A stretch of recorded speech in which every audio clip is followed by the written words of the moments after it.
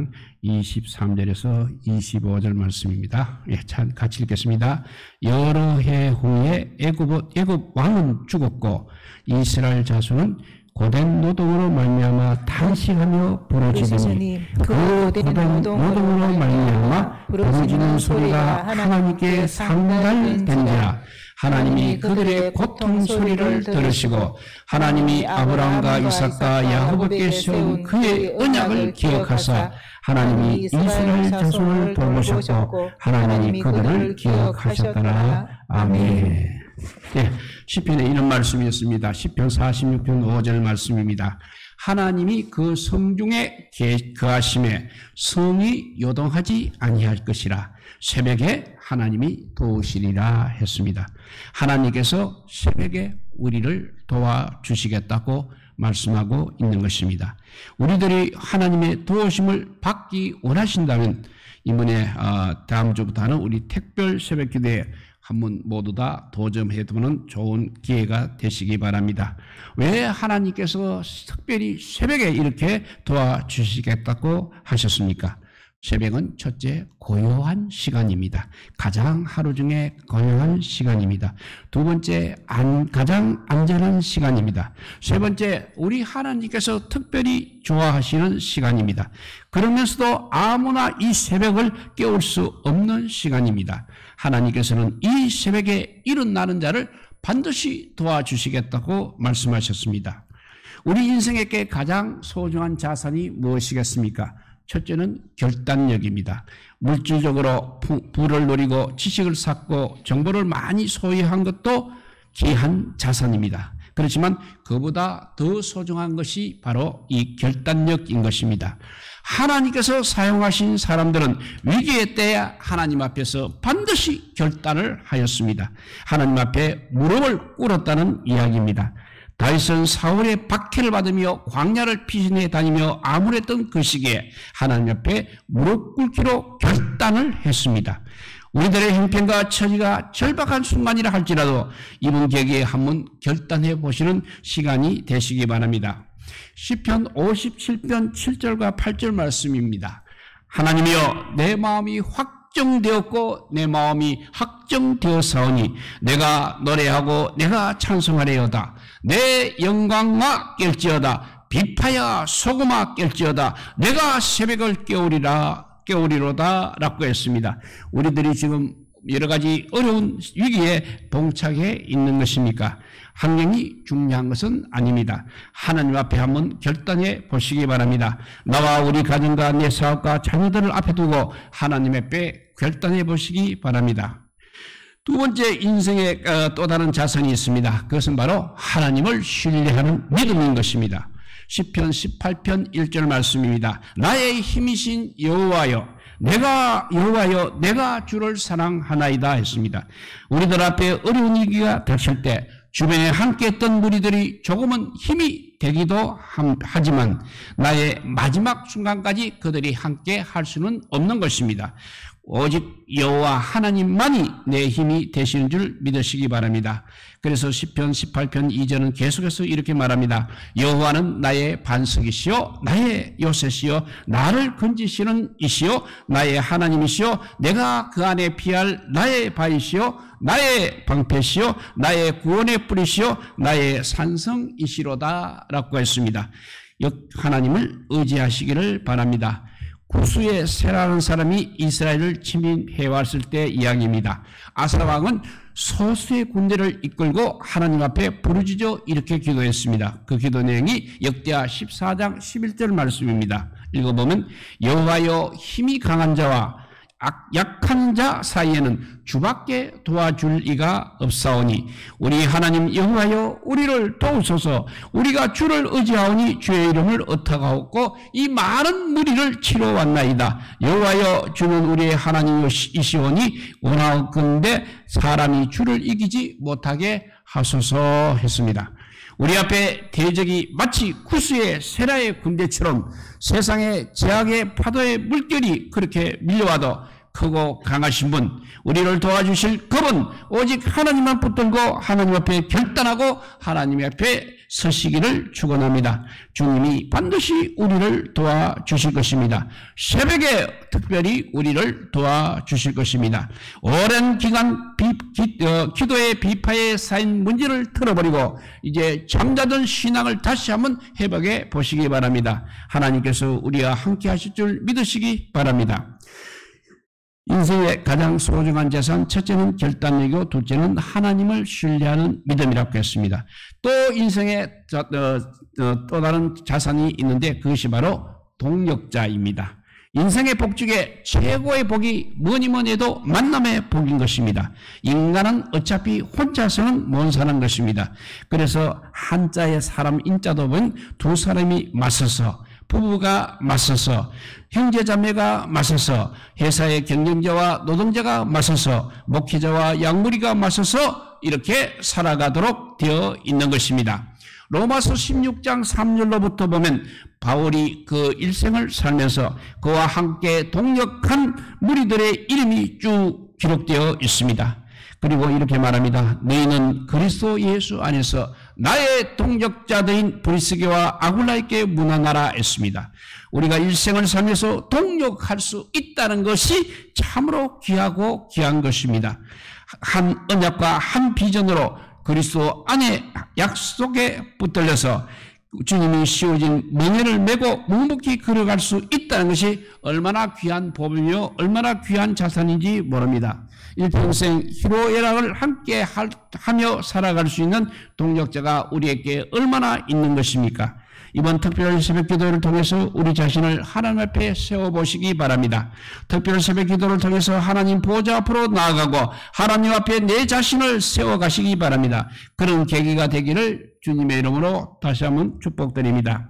그리고 반드시 그때 우리가 상달된 기도를 드려야 하겠습니다. 오늘 본문 23절에 보면 여러 해 후에 애굽 왕은 죽었고 이스라엘 자손은 고된 노동으로 말미암아 탄식하며 부르짖었으니 그 고된 노동으로 말미암아 부르짖는 소리가 하나님께 상달된지라 했습니다. 애굽에서 고된 노동으로 고통받던 이스라엘 민족 공동체가 부르짖은 기도가 하늘 보좌에 상달되었다는 것입니다. 여기서 상달된지라는 말은 구약 성경에서 892회나 사용되었던 단어입니다. 이 단어는 올라가다, 들이다, 쌓다 등 여러 가지 의미로 쓰여졌습니다. 그러니까 결국 상달되는 기도는 올라간다, 받쳐진다는 의미가 있는 것입니다. 사도행전 10장을 보면 백부장 고넬료가 나오고 있습니다. 그는 이탈리아 군대의 백부장이었습니다. 하나님 앞에 얼마나 경건했는지 모릅니다. 하루는 제9시 즉 기도 시간, 우리 시간으로 말하면 오후 3시에 기도를 하고 있었습니다. 이 시간에 하나님 앞에 기도하기가 결코 쉽지 않은 것입니다. 그런데 기도하는데 하나님의 천사가 나타났습니다. 사도행전 10장 4절을 보면 고넬료가 주목하여 보고 두려워 가로되 주여 무슨 일이니까? 천사가 가로되 너의 기도와 구제가 하나님 앞에 상달되어 기억하신 바가 되었다고 했습니다. 우리들도 이렇게 하나님 앞에 드려지는 기도를 해야 하겠습니다. 하나님께서 받으시는 예배를 드려야 합니다. 우리들이 이번에 특별 새벽 기도에 결단해서 하나님, 우리 소원과 우리 마음이, 우리 가정이, 우리 기업이 하나님께 드려지는 하나님 보좌에 상달되는 그런 기도가 되게 하시고 이런 삶이 되게 하여 주시옵소서 하고 우리가 보좌 앞으로, 하나님 보좌 앞으로 나아가기를 바랍니다. 하나님께서 우리의 삶을 받으시도록, 하나님께서 우리의 기도를 들으시도록 결단해야 되는 중요한 기도 기간입니다. 그리고 또 상달되는 말은 차곡차곡 쌓여간다는 그런 의미가 있습니다. 오늘 이 세상에는 수많은 세속 문화가 우리를 유혹해 오고 우리를 엄습해 오고 있습니다. 거룩한 예배는 온갖 발버둥을 쳐도 요즘같이 정말 모이기가 어려운 때가 없는 것입니다. 오늘 하나님 만나고 하나님 앞에 경건하게 살아가는 삶들이 점점 다 무너지고 가고 있는 것입니다. 요즘 세상이 얼마나 어려운가 하면 이제 가정도 지키기가 어렵고 학교 울타리도 지키기가 어려운 이런 세대 안에서 우리가 지금 살아가고 있는 것입니다. 이럴 때 어떻게 세상 문화와 세상 제약과 사단의 권세를 막을 수가 있겠습니까? 역대하 32장 5절 말씀 보면 히스기야가 힘을 내어 무너진 모든 성벽을 보수하되 망대까지 높이 쌓고 또 외성을 쌓고 바울성의 미로를 견고하게 하고라고 했습니다. 쌓았다고 했습니다. 아람 나라의 산해 군대가 쳐들어오기 전에 이렇게 무너진 성곽을 보수했다는 것입니다. 그리고 망대를 높이 쌓았다는 것입니다. 오늘 제약의 울타리가 우리들을 엄습하지 못하도록 적어도 우리는 예배만큼은 지켜야 하겠습니다. 이것은 한 주간 살면서 제약의 물결이 내 가슴 팍으로 들어오지 못하도록 세속의 물결이 우리 가정과 우리 공동체 울타리를 넘어서지 못하도록 성벽을 쌓는 것과 같은 것입니다. 말씀을 듣고 망대를 높이 세워서 선과 악을 구별하고 하나님의 선하시고 기뻐하시고 온전한 뜻이 무엇인지 분별해야 하는 것입니다. 그래서 하나님께 상달된 기도라는 것은 우리가 하나님 앞에 엎드려 기도함으로 죄악의 물결이 우리를 엄습에 오지 못하도록 막아내는 것입니다. 동시에 무너진 우리의 재단을 다시 복원하는 것입니다. 시편 57편 7절과 8절을 읽어봅니다. 하나님이여 내 마음이 확정되었고 내 마음이 확정되었사오니 내가 노래하고 내가 찬송하리이다. 내 영광아 깰지어다. 비파야 수고마 깰지어다. 내가 새벽을 깨우리라도 라고 했습니다. 우리 자신이 경건생활에 힘쓰므로 이렇게 허물어진 성벽을 다시 쌓아야 하는 것입니다. 예배의 성벽을 쌓아야 하는 것입니다. 기도의 성벽을 쌓아야 하는 것입니다. 말씀의 망대를 높이 쌓아야 하는 것입니다. 그래서 세속의 물결이 우리 가정을, 우리 교회 공동체를 위협하지 못하도록 깨어서 하나님 보좌 앞으로 나아가야 할 줄 믿습니다. 그리고 우리는 또 기도에 거룩한 불씨를 붙여 보아야 하겠습니다. 기도는 영적 사역의 동력과 엔진과 같은 것입니다. 그래서 바울이 에베소 교회에 편지를 할 때 에베소서 6장 10절과 11절 18절을 보면 이런 말씀이 있습니다. 끝으로 너희가 주 안에서와 그의 힘의 능력으로 강건해지고 마귀의 관계를 능히 대적하기 위하여 하나님의 정신갑주를 입어라. 모든 기도와 간구로 하되 항상 성령 안에서 기도하고 이를 위하여 깨어 구하기를 항상 힘쓰며 여러 성도를 위하여 구하라고 했습니다. 기도가 이렇게 우리 만사를 지켜주는 것입니다. 우리가 아무리 세상적으로 완벽하게 무장하고 준비한다 할지라도 하나님의 준비를 해도 하나님의 정신갑주 무시로 성령 안에서 기도해서 하나님의 은혜를 입지 않게 되면 번번이 마귀 사탄의 권세에 넘어지고 마는 것입니다. 이스라엘 언약의 백성들이 고된 고통 가운데서 이렇게 하나님께 부르짖어 기도한 것이 상달되었습니다. 마찬가지로 오늘 우리가 매일매일 하나님 보좌 앞에 나아가기를 축원합니다. 하나님께서 우리 모두의 가정을 지켜주시고 우리를 선하게 인도해 줄 줄 믿으시기 바랍니다. 그리고 두 번째, 기도하면서 해야 될 게 바로 약속의 말씀을 우리가 붙잡아야 합니다. 오늘 24절에 보면 하나님이 그들의 고통 소리를 들으시고 하나님이 아브라함과 이삭과 야곱에게 세우신 그의 언약을 기억하였다고 했습니다. 이 세상은 보이는 세상, 즉 어려운 용어로 하면 일명 형이하학적인 세상입니다. 또 이 보이는 이 세상은 보이지 않는 하나님의 말씀의 능력으로 하나님께서 운영하심에 따라 이루어졌다는 것입니다. 세속 역사를 구원하실 하나님의 보이지 않는 언약의 말씀으로 되어졌기 때문에 보이는 것은 이렇게 보이지 않는 말씀으로 되었다는 사실입니다.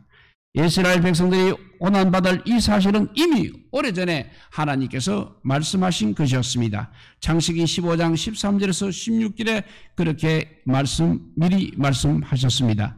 읽어보면 여호와께서 아브라함에게 이르시되 너는 반드시 알라. 너의 자손이 이방에서 객이 되어 그들을 섬기겠고 그들은 400년 동안 너의 자손을 괴롭히려니 그들이 섬기는 나라를 내가 징벌할지며 그 후에 너희 자손이 큰 재물을 이끌고 나오리라. 너는 장수하다가 평안히 조상에게로 돌아가 장사될 것이요 너희 자손은 4대 만에 이 땅에 돌아오리니 이는 아모리 족속의 재앙이 아직 가득 차지 아니함이니라 하시더라 했습니다. 하나님께서 이렇게 오래전에 약속하신 말씀 우리에게 주셨습니다. 위기의 때, 어려울 때 반드시 우리는 말씀부터 붙드시기를 바랍니다. 말씀 속에 하나님께서 우리에게 비전을 주실 것입니다. 사무엘이 엘리 제사장 앞에 있을 때 엘리 제사장에게 하나님의 말씀이 너무나 희귀했다고 말씀하고 있습니다. 그 말씀이 사무엘상 3장 1절 말씀입니다. 아이 사무엘이 엘리 앞에서 여호와를 섬길 때는 여호와의 말씀이 희귀하여 이상이 눈에 흔히 보이지 않았더라고 했습니다. 하나님의 말씀이 이렇게 희귀하고 사라지게 되면 하나님께서 우리의 이상과 환상과 비전을 다 거두어 가십니다. 하나님이 주시는 신령한 비전은 항상 하나님 말씀을 통하여 주시는 것입니다. 이 말씀을 기억하십시오. 하나님이 주시는 신령한 비전을 항상 말씀을 해 주신다는 말씀을 기억하시기 바랍니다. 사무엘상 3장 2절에서 3절은 계속 이렇게 말합니다. 엘리의 눈이 점점 어두워가서 잘 보지 못하는 그때 그가 자기 처소에 누웠고 하나님의 등불은 아직 꺼지지 아니하였으며 사무엘은 하나님의 궤에 있는 여호와의 전 안에 누웠다고 했습니다. 엘리 처사장은 처소에 있었습니다. 그러나 아이 사무엘은 하나님의 언약궤 앞에 늘 거했다는 것입니다. 하나님께서는 제도권인 제사장을 통해서 백성에게 말씀을 하시지만 이미 제사장이 제사장 사명을 상실해서 하나님의 말씀이 희귀해져 버렸던 것입니다. 하나님 말씀을 듣지 않았다는 것입니다. 하나님의 말씀을 묵상하지도 않았다는 것입니다. 하나님의 말씀을 지켜 행하지도 않았다는 것입니다. 그러니 하나님께서 이상을 거두어 가셨다는 말씀이 되겠습니다. 하나님께서 환상을 주지 않았다는 것입니다. 하나님께서 엘리 제사장에게 비전을 주지 않았다는 것입니다. 그러나 아이 사무엘은 언제나 언약궤 앞에 누워 있었습니다. 매일같이 하나님께서 사무엘을 부르십니다. 매일같이 하나님께서 사무엘에게 말씀하십니다. 우리 마음이 공고하십니까? 주님의 말씀 앞에 나오시기를 바랍니다. 하나님 앞에 엎드기를 축원합니다. 어려우면 어려울수록 힘들면 힘들수록 주의 말씀을 반드시 붙드시기를 바랍니다. 왜냐하면 말씀이 능력이기 때문입니다. 그래서 히브리서 4장 12절은 이렇게 말씀합니다. 하나님의 말씀은 살아있고 활력이 있어 좌우에 날쌘 어떤 검보다 예리하여 혼과 영과 관절과 골수를 찔러 쪼개기까지 하며 또 마음의 생각과 뜻을 판단한다고 했습니다. 하나님의 말씀을 반드시 묵상하고 하루를 시작해 보십시오. 이번 특별 새벽기도 시간에 출석하셔서 말씀을 받고 하루를 열어보시기 바랍니다. 말씀을 묵상하시고 하루를 열어보시기 바랍니다. 말씀을 붙잡고 하루를 시작해 보시기 바랍니다. 주님의 보좌 앞에 나아가시기 바랍니다. 말씀이 능력인 것입니다. 그리고 말씀이 내 길을 인도하십니다. 시편 119편 105절 말씀입니다. 주의 말씀은 내 발의 등이요 내 길의 빛이다고 했습니다. 말씀이 나의 길을 안내하는 안내판입니다. 위기의 때, 공부할 때, 내 주변에 아무도 없을 때 이 말씀이 우리 길의 등이 되고 빛이 되어 우리 길을 인도해 주실 줄 믿습니다. 바울이 드로아에서 기도할 때 밤에 환상이 보였습니다. 그 말씀이 사도행전 16장 9절입니다. 밤에 환상이 바울에게 보이니 마게도냐 사람 하나가 서서 그에게 청하여 이르되 마게도나로 건너와서 우리를 도우라 하였다고 했습니다. 바울은 본도와 비두니아로 가려고 했습니다. 그러나 하나님의 인도하심에 따라서 마게도나로 갔더니 그 지역에 두아디라 자주장서를 하나님께서 예비해 놓으셨습니다. 하나님의 인도를 받고 살게 되면 순간순간 우리의 지각으로는 도저히 이해가 안 되지만 아주 오묘하게 우리를 인도하시는 것입니다. 먼 안목으로 한 세기를 보게 되면 세상의 정치, 경제, 교육 이론이 삽입될 것이 없는 것입니다. 왜냐하면 역사의 주인은 우리 하나님이시기 때문입니다. 우리 하나님이 이 세상의 역사를 이끌어 가시는 것입니다. 그러니까 우리는 하나님의 약속의 말씀을 붙드시기를 바랍니다. 말씀이 능력이 되기 때문입니다. 말씀이 살아서 위기 때마다 우리를 온전히 세워주시기 때문입니다. 말씀이 우리를 인도하게 하시기 바랍니다. 하나님께서 우리를 돌봐 주실 것입니다. 그리고 그 말씀을 하나님의 권고하심을 받으시기 바랍니다. 오늘 본문 25절 말씀입니다. 하나님이 이스라엘 자손을 돌보셨고 하나님이 그들을 기억하셨다라고 했습니다. 여기 하나님이 돌보셨다 하는 말은 하나님이 보시고 아셨다 그런 의미인 것입니다. 하나님이 우리를 항상 이렇게 보고 계십니다. 하나님께서는 항상 자기 언약의 백성들을 보고 계신다는 것입니다. 그래서 창세기 1장 31절에 보면 하나님께서 지으신 그 모든 것을 보시니 보시기에 심히 좋았더라 하셨습니다. 부모도 자식을 낳아보고 얼마나 가까이서 보고 그럽니까? 남이 볼 때는 몇 분 안 되어 보여도 제 자식은 그야말로 그에게는 금덩어리인 것입니다. 그래서 얼마나 귀한지 모릅니다. 하나님도 자기 형상으로 지음을 받은 것을 늘 보고 계신다는 것입니다. 본다는 것은 바로 대상에 대한 관심이 되겠습니다. 하나님은 우리에 대하여 얼마나 관심이 많은지 모릅니다. 관심이 있다는 것은 바로 그 대상을 사랑하고 있다는 증거인 것입니다. 신명기 11장 12절 말씀에 보면 너의 하나님 여호와께서 근거하시는 땅이라 새초부터 새말까지 너의 하나님 여호와의 눈이 항상 그 위에 있느니라고 했습니다. 새초부터 새말까지 여호와의 눈이 우리 모두에게 있는 줄을 믿으시기 바랍니다. 그리고 우리 하나님은 우리의 필요를 아시고 계십니다. 하나님께서는 우리의 필요를 그래서 채워주시고 공급해 주십니다. 노아를 하나님께서 근거하셨다고 창세기 8장 1절에 말씀했습니다. 하나님이 이렇게 노아를 근거하니까 노아에 필요한 모든 것을 하나님께서 예비해 주셨습니다. 노아가 하나님 앞에 온전히 순종하고 준행하니까 그가 모든 생육을 방주로 끌어 들이게 됩니다. 모든 피조 세계가 이제 노아에게 순복하게 되었습니다.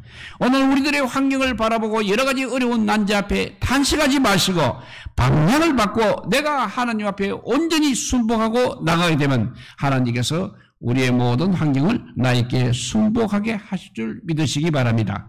하나님께서는 언약 백성이 주님의 보좌 앞에 나아갈 때 우리의 모든 필요를 공급해 주십니다. 주님께서 베다니에 갔을 때 나사로의 집에 가서 그의 필요를 공급하고 채워주셨습니다. 여리고의 삭개오 집에 갔을 때도 삭개오가 필요한 것을 채워주셨습니다. 그리고 오늘 구원이 너의 집에 임하느니라고까지 말씀하셨습니다. 우리를 통해서 구원이 우리 가정에 넘치기를 축원합니다. 나를 통해서 우리 교회 공동체의 구원이 넘치기를 축원합니다. 모든 영역에 하나님의 은혜가 넘치기를 축원합니다. 하나님께서 우리를 도우시면 이 세상에 우리를 대적할 자가 없다는 것입니다. 그 말씀이 로마서 8장 31절 말씀입니다. 그런즉 이 일에 대하여 우리가 무슨 말을 하리요? 만일 하나님이 우리를 위하시면 누가 우리를 대적하리요? 했습니다. 계속해서 로마서 8장 35절에 보면 누가 우리를 그리스도의 사랑에서 끊으리요? 환난이나 공고나 박해나 기근이나 적신이나 위험이나 칼이라 했습니다. 하나님의 도움을 받고 살기를 바랍니다. 그리고 세상에 그 어떤 위험과 어떤 공감이 우리 앞에 부닥친다 하더라도 낙심하지 말고 우리 주님만 바라보시기를 축복합니다. 모세가 애굽 왕궁을 뛰쳐나와서 이제 미디안 강야로 갔을 때 인간적으로 보면 정말 그는 실패한 인간인 것입니다. 그런데 하나님께서 왜 모세를 그 미디안 강야로 보내셨습니까? 왜 끝없는 미디안에 나를 보내고 계십니까? 모세는 그 순간 해답이 안 나왔지만 지나고 보니 언약 백성을 광야로 인도하기 위해 하나님께서 미리 예형 연습을 시킨 것이라는 것을 깨닫게 됩니다. 모세는 이도로 집에 가서 양무리를 치면서 그의 장인과 처남들 틈새에서 많은 곤욕을 치루었을 것입니다. 그러면서 그의 모난 성품들이, 인간성들이 많이 다듬어졌던 것입니다. 애굽에 있을 때 부었던 무술로 단칼에 쳐서 사람을 죽이고 그렇게 하던 도도하고 잔인하던 그 인품이 이도로의 양을 치면서 다 깎여졌다는 것입니다. 그래서 성경에 모세는 세상에 그 어떤 사람보다 온유한 사람이라고 그렇게 평가하고 있는 것입니다. 모세는 어릴 때 어머니 품에서 간접적으로 하나님의 음성을 들었습니다. 그 속에 히브리 민족의 피가 흐르고 있었습니다. 그렇지만 직접적으로 하나님의 음성은 들어보지 못하였습니다. 광야에 있으면서 고난 가운데 하나님께 울부짖으면서 떨기나무 현장에서 하나님의 음성을 직접 들었습니다. 왜 하나님이 우리를 광야로 보내셨습니까? 왜 우리에게 질병과 고통을 허락하고 계십니까? 왜 하나님이 우리에게 가난을 주십니까? 왜 하나님이 인간관계 속에서 우리를 외톨이로 몰아내십니까? 곰곰이 한번 생각해 보시기 바랍니다. 하나님이 우리를 그렇게 학습시키고 계십니다. 하나님께서 우리의 모난 부분을 이렇게 다듬어가고 있는 것입니다. 오히려 이 위기 속에서 하나님의 보좌 앞에 나가서 하나님의 음성을 들으라는 신호인 줄 믿으시기 바랍니다. 고난을 받을 때 어떤 인생은 고난 앞에서 좌절하는 인생이 있습니다. 그런데 택한 백성은 이 고난의 때에 주님 앞으로 더 가까이 나아가는 것입니다. 그리고 그때 뜻을 정하고 작정하고 기도를 하게 되는 것입니다. 믿음의 기도는 우리 하나님께서 절대 외면하지 않으십니다. 자식을 위해 무엇을 해줄 것입니까? 정말 자식을 사랑한다고 하면 그 자식을 위해서 눈물로 기도하시기 바랍니다. 가족을 위해서도 기도하시기 바랍니다. 하나님께서 반드시 그 기도를 들어주실 것입니다. 오늘 우리는 그 뜻을 정하고 다음 주부터 있는 우리 특별 새벽기도에 도전하시기 바랍니다. 괜히 변하면 가정이 서서히 치유되기 시작할 것입니다. 올곧게 쭉 기도의 시간을 지키면서 꾸준히 하시기 바랍니다. 아마 그렇게 되면 일주일 후에는 그 후대가 달라질 것입니다. 후손 중에 하나님께서 쓰시는 위대한 종들이 있는 집안을 보게 되면 반드시 그 가정에 기도하는 사람이 있었다는 사실입니다. 이번 특별 새벽에 대해 한번 결단해 보시기 바랍니다. 내가 머리에 든 것도 없고 손에 재주도 없고 가진 것도 없지만 하나님의 손에 붙들려 살아가겠습니다. 하나님의 손에 붙들려서 나의 가정을 구원해 주시고 교회 공동체의 복을 받게 하시고 지역이 변화받게 하시고 민족이 변하는 역사를 일으켜 주시옵소서 하고 이번 특별식대에 참사해서 한번 결단해 보시고 기도하는 시간 가지시기 바랍니다.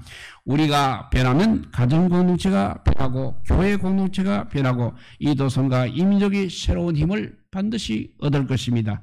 이번 우리 교회 특별 새벽 기도에 우리 모두가 하나님의 장중에 붙들리시기를 우리 주님의 이름으로 축복드립니다. 기도하겠습니다. 사랑의 하나님 감사합니다. 매일 아버지 우리가 기도로 시작을 하고 있지만 그래도 부족하여서 올해는 아버지 특별 새벽 기도를 통해서 올 한 해 닥쳐올 그 어려움을 눈앞에 보고 아버지 미리 주님께서 우리 기도를 상달하여서 막아주시기를 간절히 바라면서 기도하고자 하오니 비록 여러 가지 형편이 어렵고 힘들지만 그래도 아버지요 일주일간 아버지요 내 모든 새벽의 시간을 바침으로써 놀라운 아버지요 결과가 나오게 하여 주시옵소서. 내가 먼저 변하고 우리 가족이 변하고 우리 공동체가 변하고 이 나라 이 백성이 변화시키는 어마어마한 역사가 일어나게 하여 주시기를 간절히 빌고 원하올 때 우리 구주 예수 그리스도 이름으로 기도드리옵나이다. 아멘.